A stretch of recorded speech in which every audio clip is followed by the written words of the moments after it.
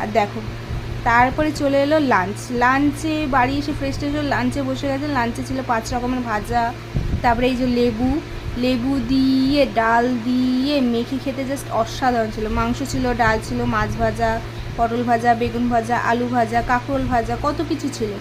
আর এদিকে এই ডালটা দেখো কত নাটক করছি ডালটা নিয়ে, যেন কত কী, বাট ডালটা সত্যিই টেস্টি ছিল। আর এই গন্ধরাজ লেবু দিয়ে চিপে খেতে এখনই জিভ থেকে আবার মনে হচ্ছে খেতে আবার খাই, এত টেস্টি। বার্থডে দিন মায়ের হাতে লাঞ্চ আর এই 5 রকমের ভাজা জাস্ট অসাধারণ লাগে, সত্যি বলছি।